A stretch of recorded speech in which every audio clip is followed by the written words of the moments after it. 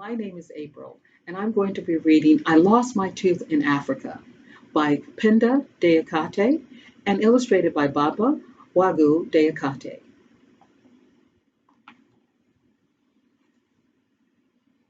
Hi, my name is Amina. I live in Portland, Oregon.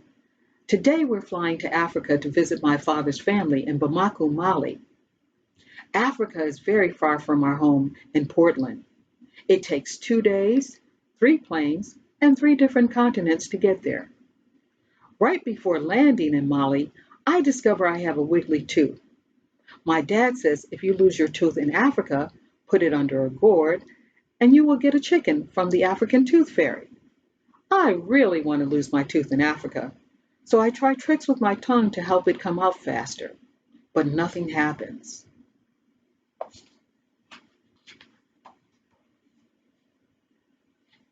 When we arrive, my aunts, uncles, and cousins are here to greet us. They all live together in one compound with Nana Grandma. It's very hot here, and the ground is a beautiful sandy orange. Outside of the compound, there are donkeys, goats, and lots of chickens. The rooster never stops crowing. I wiggle and wiggle my tooth. I can't wait to have my own chicken. Aunt Kaja has made my favorite dinner. It's rice and onion sauce with African eggplant and tiny noodles. We all eat together around one big bowl, everyone with their right hand. Sometimes, if you're lucky, you get a piece of meat. When I eat, I can feel my tooth moving, but it refuses to come out.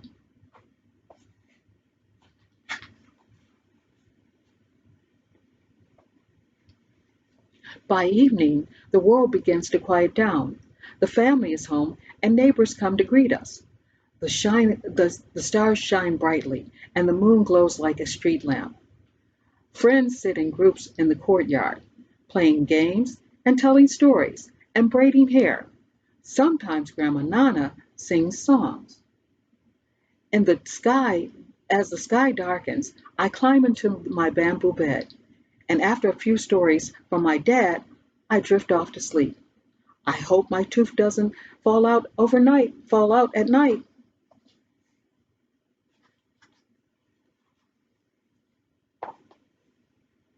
With the first golden rays of the sun, the noisy rooster begins to crow.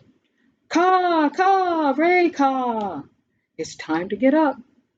The first thing we do every morning in Africa is greet Grandma Nana and receive blessings from her. She takes my hand and holds it gently as she begins a long list of benediction. May you rise high with strength and knowledge. Amen, I respond after each one. After breakfast, I run outside to brush my teeth at the papaya tree. That way I can water the tree as I brush. Suddenly, there's a funny feeling in my mouth. My tongue instantly finds a gap where the tooth had been. I hope I haven't swallowed it. Where is my tooth? I look down on the ground and I pick it up and run to show my parents. My mom is surprised. My dad helps me place it under the calabash gourd behind the bedroom window. I am so proud. I lost my tooth in Africa, a shiny white tooth.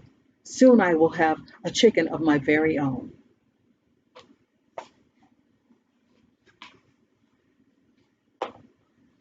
All morning I played Tegretilian with my cousins, waiting for the chicken to come. But nothing happens. We eat lunch and take a short nap. Still, no chicken. We take a walk by the little creek to check the garden. Bananas are turning ripe, and the mayak is growing tall.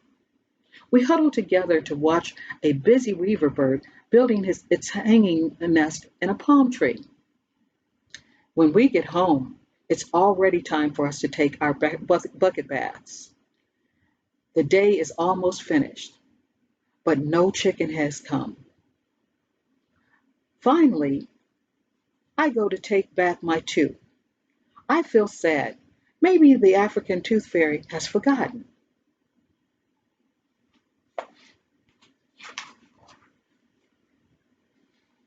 But right as I turn over the calabash, 2 chickens pop out, one rooster and one hen. I am so happy. I called to my mom and dad. They are very excited.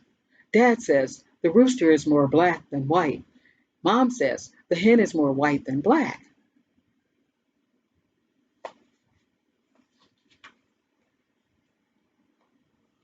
Right away, I take care of my chicken. I feed them and give them water. My mom and dad help me to build a little house for them under the stairway that leads to Grandma Nana's roof.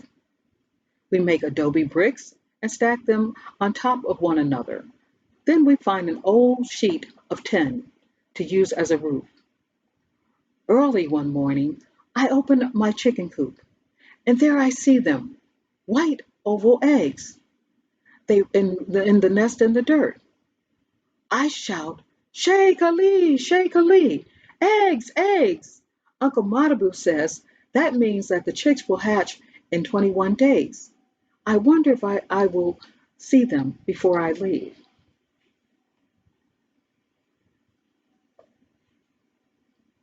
When I help Aunt Sally with the meals, the chickens always cluster around my feet. I sneak a handful of rice and millet for them. I like to peel the vegetables because I can feed them to my chickens. When I finish with the vegetables, I smush the tomato with my hands for a good tasting sauce and cut the squash and cabbage into big squares so Aunt Sally can boil them.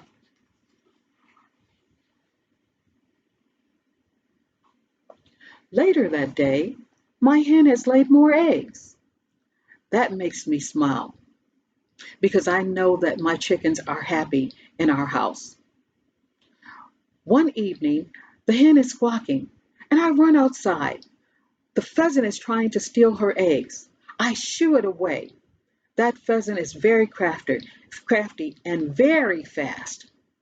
I'll have to watch her carefully. When I go to sleep that night, I dream about little chicks hatching.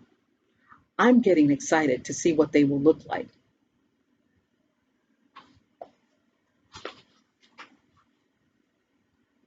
Finally, one morning, my dad tells me it's our last day in Africa. We have to go back to America. I slowly say goodbye to the things I will miss. Conbay, I say to the mango tree. Conbay, I say to the little creek. Conbay, I say to Africa.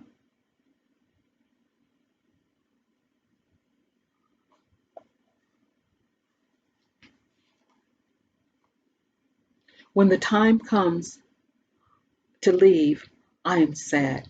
I say goodbye to my African family and friends. Slowly, I walk to the chicken coop to say goodbye to my chickens.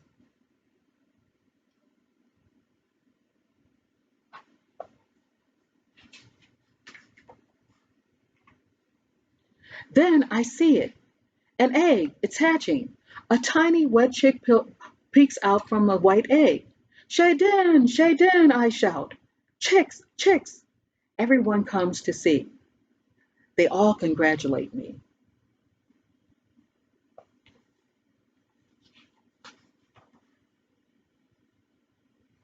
Just then another egg hatches. I am very happy, but I'm very sad too. I don't want to leave my chicken behind. Don't worry, Amina, says Uncle Madu. I'll take good care of them. When you come back, your chicks will be old enough to lay eggs for you. When you come back, your chicks will be old enough to lay eggs for you.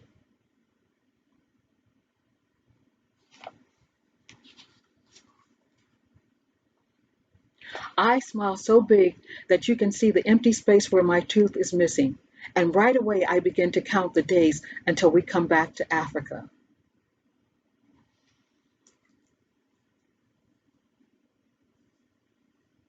See if you can identify the fruits and vegetables and poultry that were talked about in the story.